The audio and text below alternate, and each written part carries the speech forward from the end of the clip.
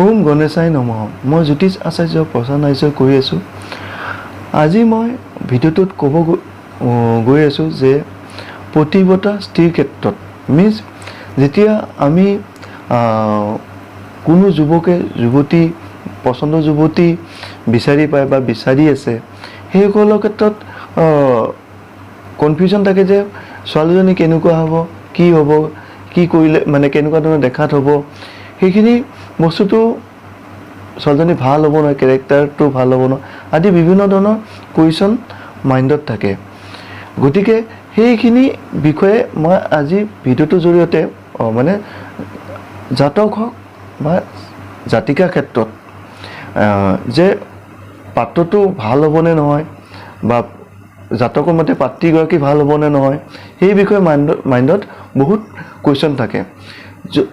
সেই ক্ষেত্ৰত মই আজি ক'ব গৈ আছোঁ যে জাতক হওক বা জাতিকা হওক যে কেনেকুৱা হ'ব, ভাল হ'ব নহয়, প্ৰতিবতা বা স্বামী কেনেকুৱা হ'ব বা পাত্ৰীগৰাকী কেনেকুৱা, সেই বিষয়ে মই ক'ব গৈ আছোঁ।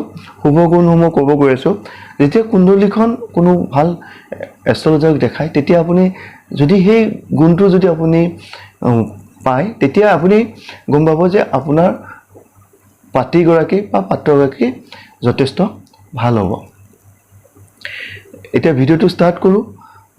ভিডিঅ'টো শেষলৈকে চাব, লাইক ছাবস্ক্ৰাইব এণ্ড শ্বেয়াৰ কৰক যাতে ভিডিঅ'টো অন্যজনেও চাই উপকৃত হ'ব পাৰে। যদিহে জাতকৰ যদি সপ্তমপতি শুভ হৈ 9 নম্বৰ গ্ৰহ মানে লগ্নৰ পৰা 9 নম্বৰ আৰু 11 নম্বৰ গ্ৰহটো যদি শুভ হৈ আছে বা কমিউনিকেশ্যন কৰিছে, তেতিয়া জানিব জাতকৰ ক্ষেত্ৰত যিদৰে মানে জাতিকা হ'ব প্ৰতিবতা স্ত্ৰী হ'ব, মিনছ পতিৰ কথা মতে চলিব। নেক্সট, যদি জাতক হওক বা জাতিকাৰ ক্ষেত্ৰত পঞ্চমপতি আৰু নৱমপতি যদি শুভ গ্ৰহ থাকে আৰু যদি সপ্তমপতিৰ লগত লগ্নৰ পৰা সপ্তমপতিৰ লগত যদি শুভ কানেকশ্যন হয়, তেতিয়া জানিব যে জাতক হওক বা জাতিকা হওক মানে শুভ আৰু প্ৰতিবতা বা স্বামীৰ কথা বা স্ত্ৰীৰ কথা মতে বুজাবুজি মাজেৰে চলা হেৰি হ'ব। মিনছ ছোৱালীৰ ক্ষেত্ৰত গ'লে প্ৰতিবতা হ'ব আৰু ল'ৰাৰ ক্ষেত্ৰত হ'লে ভাল হ'ব, মানে কেৰেক্টাৰিষ্টিক্সৰ পৰা যথেষ্ট ভাল হ'ব। নেক্সট, যদি ক'ব যোৱা যায়, যদি সপ্তমপতি গ্ৰহ জাতক হওক বা জাতিকা হওক বা পাত্ৰ পাত্ৰীৰ ক্ষেত্ৰতে সপ্তম গ্ৰহটো যদি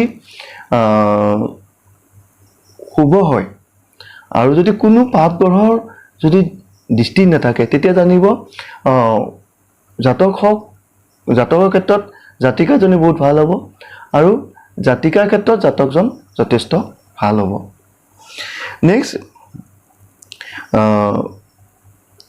কেন্দ্ৰ মানে লগ্নৰ পৰা 4 নম্বৰ 7 নম্বৰ গ্ৰহত যদি যোগাযোগ হয় বা মিত্ৰৰ গ্ৰহৰ লগত যদি যোগাযোগ হৈ থাকে, তেতিয়া জানিব যে স্বামী হওক বা স্ত্ৰী হওক দুয়োজনৰ ৰিলেশ্যনশ্বিপটো যথেষ্ট ভাল হ'ব আৰু মানে ক'ব গ'লে সুখৰ সংসাৰ যিটো কয় সেইটো হ'ব।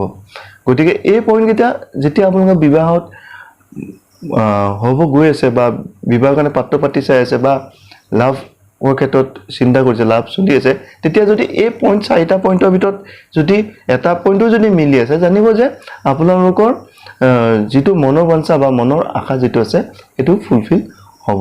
ধন্যবাদ।